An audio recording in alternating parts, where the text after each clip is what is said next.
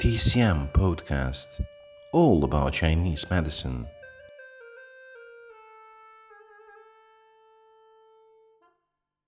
Welcome to second episode at the first year series.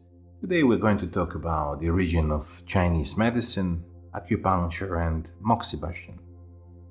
Firstly, most researchers emphasize Chinese medicine effectiveness on particular diseases at some point. Secondary interest of researchers is concerned to find how traditional Chinese medicine can benefit their health, which conditions it can treat, and how it works actually. But very few researchers published scientific articles about TCM origins, when, and more importantly, why the ancient Chinese began to treat diseases by puncturing the body with bare needles or use herbs to relieve sickness. So far, only a few researchers have paid attention to these questions. Most Chinese medicine textbooks and acupuncture practicums mention the origin of TCM as a uniform theory without much clearly identified evidence. On the other hand, we have known two additional Chinese medicine theories of development, such as theory of shamanistic, animistic origin of acupuncture, and Moxibustion, as one of possible core philosophical explanation about TCM origin, and the second one, which is scientific theory of identification of the meridians, which actually predated the appearance of acupuncture. The first one, which is the theory of shamanistic, animistic origin of acupuncture Moxibustion, states that from the very beginning, the ancient China remained directly or closely sacrificial, and its foundation was built upon sacrifice. Sacrificial elements were of utmost meaning in the ancient China. Very like European cultures, ancient and medieval China followed the evolution from blood sacrifice to non-blood, represented, as it is believed, morally correct sacrifice, and to the ethical systems such as Taoism and Confucianism that evolved from it. The status of individuals in ancient China was determined by the perceived degree of his or her association with the supernatural. In ancient China, supernatural capabilities were common to virtually all Chinese medicine doctors. They all had supernatural capabilities that were all documented in medical texts. However, in most cases, those abilities were not given prominent attention by most researchers. In Shang Dynasty, sacrifice consisted in humans and animals, and to a lesser extent, wine and food was practiced. Later in Japan, tools and weapons and clothing were used as well. There is a clear evidence of shamanic culture existing in early Asian civilizations, and many shamanistic practices are believed to lie the foundation for Chinese medicine. By the 6th century BC, the link between shamans and the medical practitioners was pretty clear. Confucius is quoted as having said that a man without persistence will never make a good shaman or a good physician. Shamanism dates back from about 40 to 100,000 years and is considered as oldest spiritual and healing practice known to humankind. Virtually all cultures around the world evolved from shamanic cultures. Most shamans began their spiritual paths during a life-threatening illness, having a spiritual journey and communicate with the spirits and ancestors that became the source of their powers. After recovering from the illness, they go through a ceremonial practice of cleansing. Archaeological excavation have found records of the shamanistic use of divination dating from the time of Shang Dynasty. Invention of acupuncture and Moxibustion originated during clan commune period of the primitive society. The activities of human beings appeared in China about 1,700,000 years ago. It was nearly about 100,000 years ago that China entered the clan commune period, which lasted till 4,000 years ago.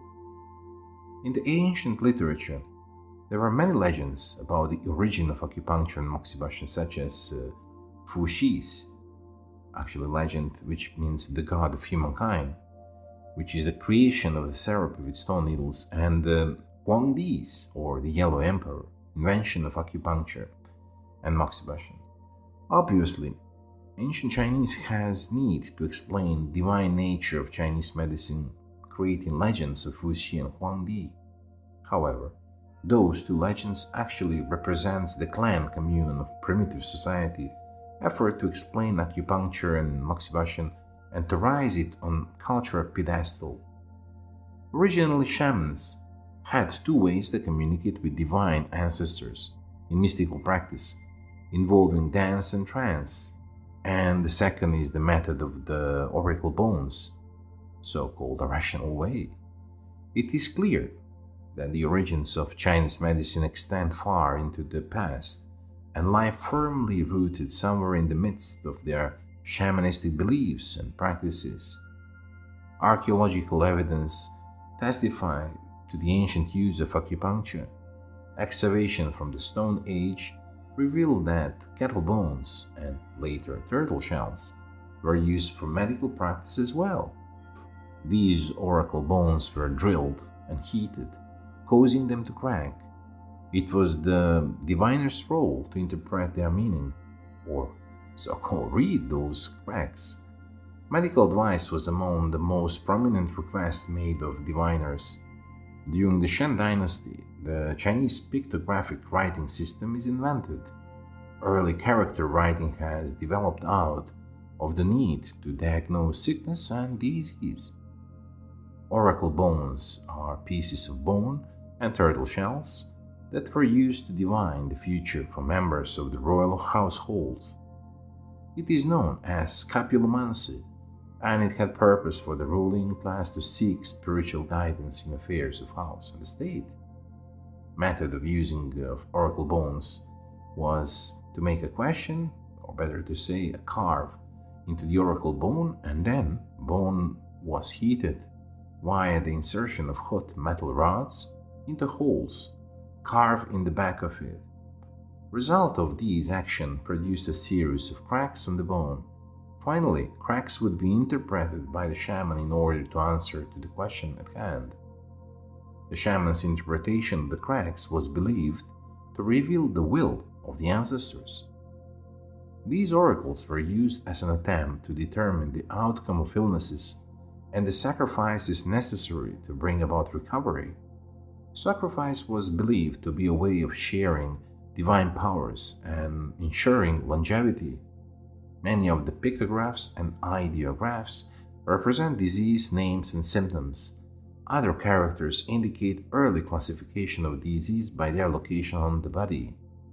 Analysis of the cracks allowed the shaman to diagnose and treat the disease.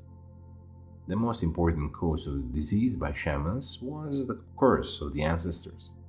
Toothache, headache, bloated abdomen, and leg pains were just only different symptoms of the same disease. It should be noted that poor harvest and misfortune of war were also considered symptoms of the same disease, which is the curse of the ancestors. People in ancient China throughout history believed that shamans hold magical powers and possess the ability to navigate along the Ling Shu, so-called spiritual pivot, and the connection between the lower, which would represent hell, middle, which is the earth, and upper world, which would be represented by heaven. The shaman was often called upon the community to perform a psychodrama and to make sacrifices, particularly, for example, to Shangdi, or to be translated as the highest lord, or to act as a mediator between the people and the spirits of the other world. Chinese medicine, and particularly acupuncture, originated from the exorcist practices of the early shamans. Several important concepts related to TCM also appear to have emerged and developed during the time of the Shang, such as primitive understanding of the pulse, blood, and other body fluids. Additionally, the formation of the theoretical thinking of yin-yang and the five elements can be traced back to this period, and the concept of the dual soul was also developed. Every living human has both the Po, which is the white corporal yin soul, or the animal part of the soul, which remains within the body after death, while the Hun, which actually means cloud soul, or it is the spiritual yang part of the soul, which disappear into the afterlife. Primary understanding of Shen, Jing, and Qi was held by the time of the Shang dynasty. Shen is the emotional, mental, supernatural, and spiritual aspect of a human being, whereas Jing, translated as nutritive essence, sperm or seed, is held to be responsible for growth, reproduction, development, sexual maturation, and pregnancy. Qi is a Chinese character which represents that unknowable aspect of the universe. It has function to make things grow and transform, or intertransforms into all things, and its early meanings seem to have been something along the lines of vitality, vapor, mist, or clouds. The meaning of Qi has changed in many ways since those early days of the Shang dynasty. When talking about acupuncture and Moxibustion, the word is understood to mean the relationship between the surface and the interior. When referring to herbs and diet, it means flavor and function of the herb or food. In physical manipulation, it means gait and posture, and in Qigong, it refers to one's relationship with the rest of existence. From all of the previously said, we can clearly summarize that we can trace the origin of Chinese medicine back to the past of shamanistic beliefs and practices. Something which we might define as non-standard theories of origin of acupuncture Moxibustion is widely used in PR China, which it is defined as standard theory of acupuncture, and had its origin, well, we can say earliest in the late Stone Age, or better to say Neolithic Age, which circa 8000 to 3500 BC. Therefore, this theory developed gradually over many thousands of years through a process of beliefs to be a trials and errors of using acupuncture. In most acupuncture textbooks, acupuncture is described as the use of needles to penetrate and stimulate specific points on the body in order to restore normal function and energetic balance. This concept is very superficial, expressing merely the form of acupuncture and not its essence. The traumatic nature of acupuncture and its treatments protocols may appear quite crude by modern standards. While it is recognized that a long history in China is full of various inventions and discoveries, however, if the accepted knowledge is correct, we are basically confronted with a great mystery. Why did acupuncture, unlike any other healing system, appeared only in ancient China and nowhere else in the classical world? Well, I tend to believe in TCM origin, which seems to be very different from standard theory of development used widely in PR China. Beijing University of Traditional Chinese Medicine professor Bai Xianhua introduced a very different theory of acupuncture origin and presented substantial facts to prove it. Following new theory of explanation of acupuncture and Moxibustion origin, invention of acupuncture and Moxibustion was a great and relatively sudden invention based on theory as well as practice, which occurred in classical China at time between 250 to 50 BC. The Western Han Dynasty arose over 2000 years ago. This is a substantial and considerably long time in the overall history of human civilization. However, in the context of China's 4000 years history of recorded history, the civilization of the Western Han was actually more modern than primitive. The previous centuries had seen the blossom of Chinese culture during the intellectual give and take of the spring and autumn and warring state period, which goes up to 221 BC, and the subsequent territorial unification of China by the Qin dynasty up to 200 BC. All of this laid the foundation for the cultural integration of the diverse states. Acupuncture was one of the fruits of this rich period of Chinese history. Many aspects of Chinese culture, including technology, geography, philosophy, and social relations, contributed to the invention and development of acupuncture. For example, through their work with flood control, the Chinese ancestors learned to use dredge to remove obstacles and direct the flow of water through river beds, the channels of the earth. This led to the realization that needling could be similarly used to remove obstruction and stimulate the flow of qi through the meridians, the channel of the body.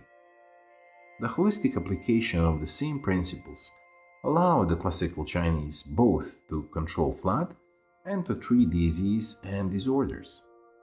This intuitive association between the channels of the earth and the channels of the body may seem strange to modern listener, but holism, the awareness that each part mirrors the whole, was one of the most fundamental principles of classical Chinese philosophy. Chinese holistic thought regards humanity, society, and nature as an organic, unified whole. The human body is seen as a microcosmic image of nature. It is believed that the human and nature are similarly constituted and governed by the same laws, and that their disorders can therefore be similarly managed. The invention of acupuncture was a direct outgrowth of this holistic philosophy. Acupuncture treats diseases and disorders by needling specific acupoints along the meridians in order to stimulate the flow of qi or life force through these channels. Accepted theory holds that the development of acupuncture and acupoints preceded the identification of the meridians. It is generally believed that the accidental injury and repeated empirical testing during the Neolithic age gradually revealed acupoints that were effective for treating various conditions. The meridians are thought to have been visualized much later as a hypothetical system linking previously discovered acupoints, connecting the dots, as it were. However, archaeological findings challenge this theory. Evidence indicates that the identification of the meridians actually predated the appearance of acupuncture and was a crucial precondition for its invention and the discovery of the various acupoints.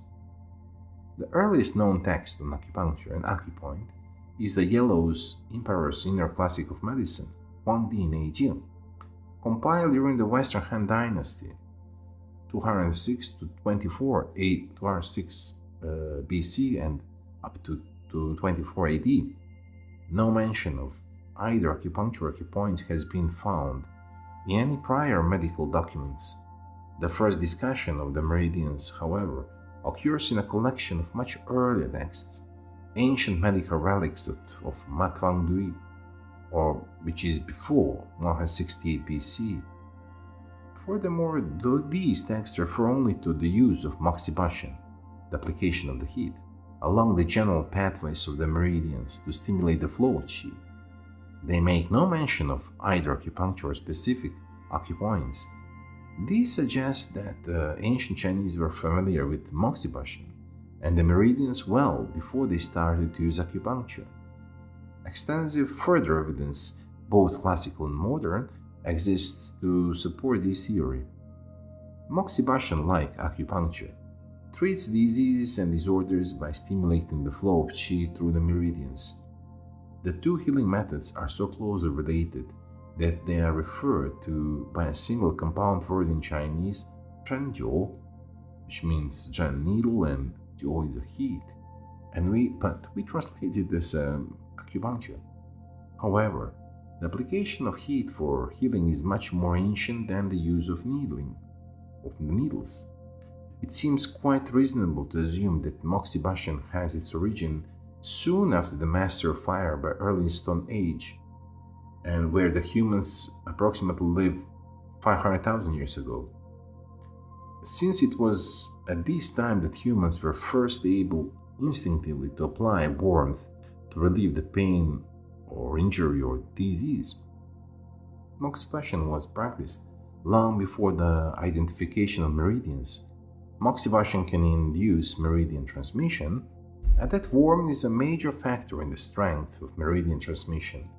It is likely that Moxibustion was the earliest method used by the Chinese ancestor to stimulate meridian transmission, harmonize the qi, and healing. In conclusion, it seems logical to assume that the therapy use of Moxibustion led to the identification of meridians. And recent researches have revealed that the use of meridians arose directly from the practice of Moxibustion. It was through the application of Moxibustion that the ancient Chinese first became aware that the phenomenon of meridian transmission is the sensation that occurs when the flow of qi is stimulated. Although this phenomenon, referred as the qi or obtaining qi, is now popularly known as the needling sensation, it was actually first stimulated by heat rather than needles. The earliest description of the pathways of the meridians are recorded in the ancient medical documents and maps of these transmission of qi through the body stimulated by the application of heat. Many methods of pain relief, including the application of heat, have developed from instinctive human reactions and appear rational and logical. Pain releases a series of instinctive reactions, some of which were more effective than the others. With development of civilization, man learned to differentiate between treatments, became aware of them, remembered them, and passed them on. Compared to Moxibustion, acupuncture is quite traumatic and painful.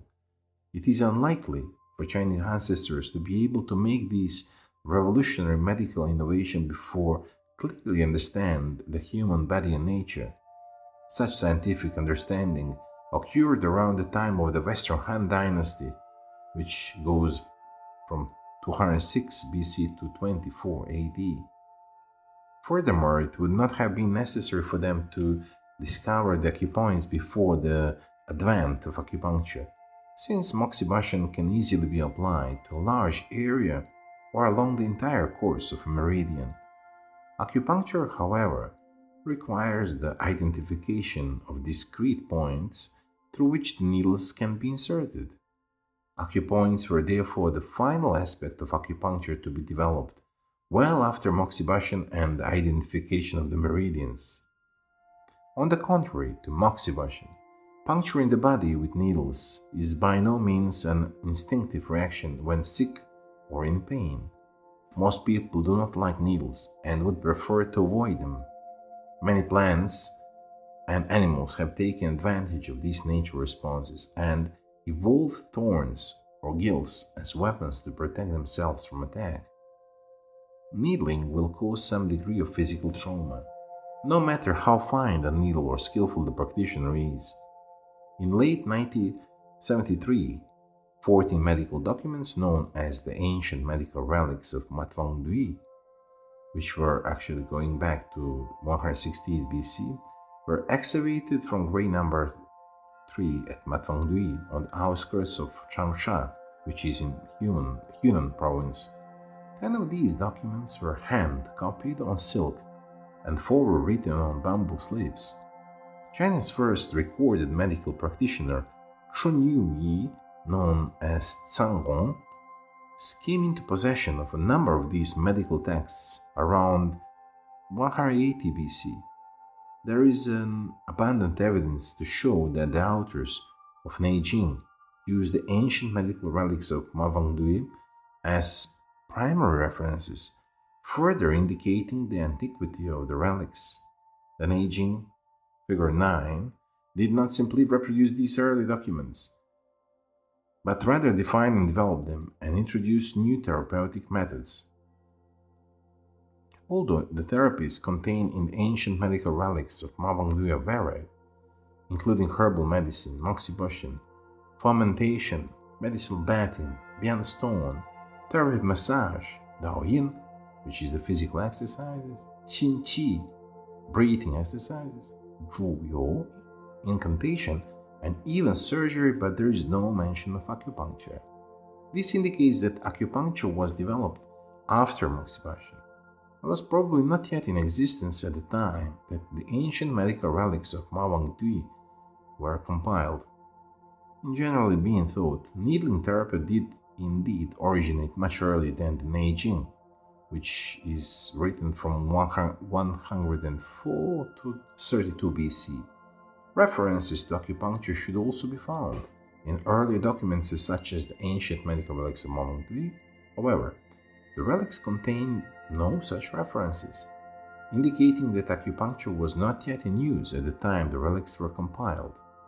Although it might be arbitrary to infer the actual condition of medicine early in the Western Han Dynasty simply on the basis of the discoveries of the ancient medical relics of Mawangdui, but the fact that these documents were considered valuable enough to be buried with the deceased indicates that they do reflect general medical practices at the time, and historical records by Sima Qian contains evidence that acupuncture was first used approximately 100 years before the Neijing. It also contains biographies of the two earliest known Chinese medical practitioners, Bian Que, died 310 BC, and Zhang Hong. In conclusion, we can say that acupuncture is not merely a healing art, but the expression of thousands of years of Chinese culture. Acupuncturists have the honor of inheriting and practicing not only a system of healing, but also the philosophy of holism. Chinese medicine, and particular acupuncture, originated from the exorcist practices of the early shamans. Several important concepts related to Chinese medicine also appear to have emerged and developed during the time of the Shang dynasty. We can clearly summarize that we can trace the origin of Chinese medicine back to the past of shamanistic beliefs and practices. Necessary consideration of the origin of acupuncture and promoting new scientific theory of origin of acupuncture and moxibustion reveals a chronological progression leading from the first prehistoric application, moxibustion, to the identification of the meridians, and on to the invention of acupuncture and the discovery of the various acupoints. One of the core aspects of acupuncture and moxibustion and TCM origin lies in shamanic foundation as basis to acquire balance. Holism is the core of ancient Chinese philosophy and the theoretical basis of traditional Chinese medicine. It is an abstract concept that is invisible and difficult to understand. The practice of acupuncture offers a tangible expression of this intangible idea.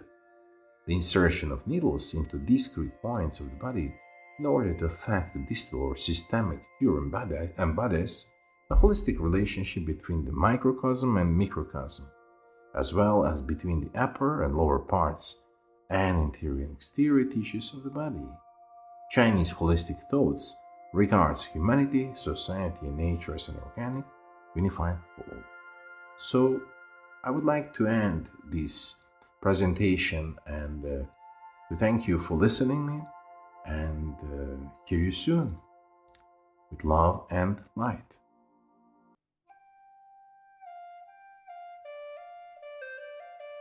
TCM Podcast, all about Chinese medicine.